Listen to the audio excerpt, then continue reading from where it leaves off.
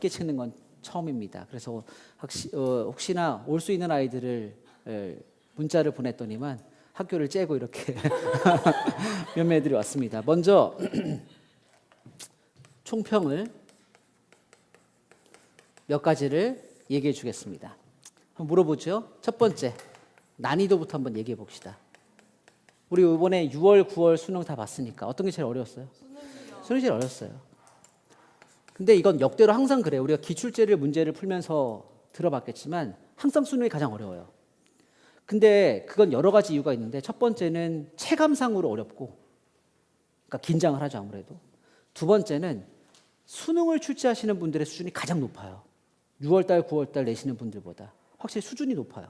막 공부를 많이 하신 분들이야. 그러다 보니까 단어 수준이나 이런 것들이 확실히 어렵죠. 그래서 6월달, 9월달이라고 생각하시면 돼요. 난이도가 이렇게.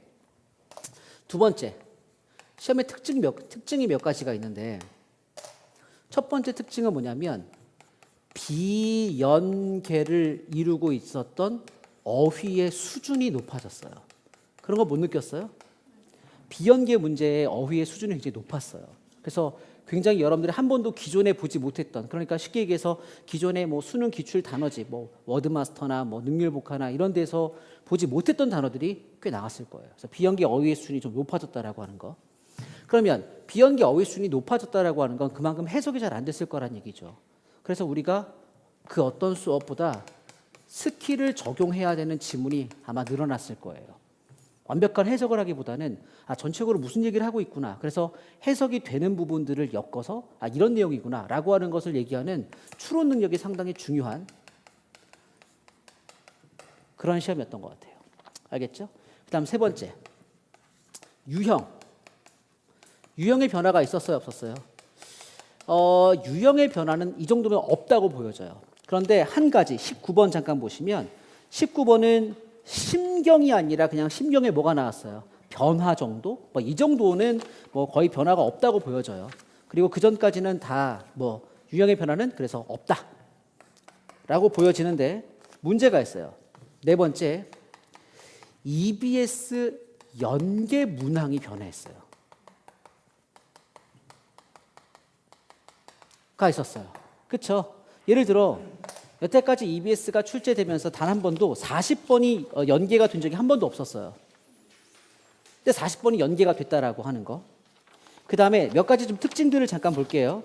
일단은 다른 특징들은 별거 가지가 없는데 31번부터 잠깐 볼까요?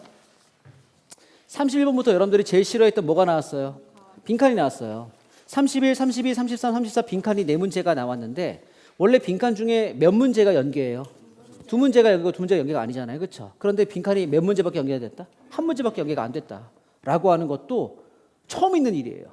여태까지 처음 있는 일이고 그 다음에 40번이 연계된 것도 처음이에요.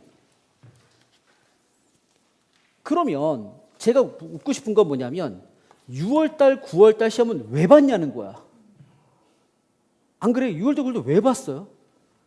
아니 6월, 9월의 이름이 뭐예요? 모의평가 아니야? 모의평가? 그러면 수능하고 비슷한 걸 미리 한번 시험을 본다는 그런 의미 아니에요? 그럼 왜 항상 계속 수능은 가장 어렵게 내고 6월달, 9월달에는 단 한 번도 시도하지 않았던 걸 왜 하필이면 수능날 시도하는지 그게 이해가 안 가요. 이걸 왜 보는 거예요 도대체?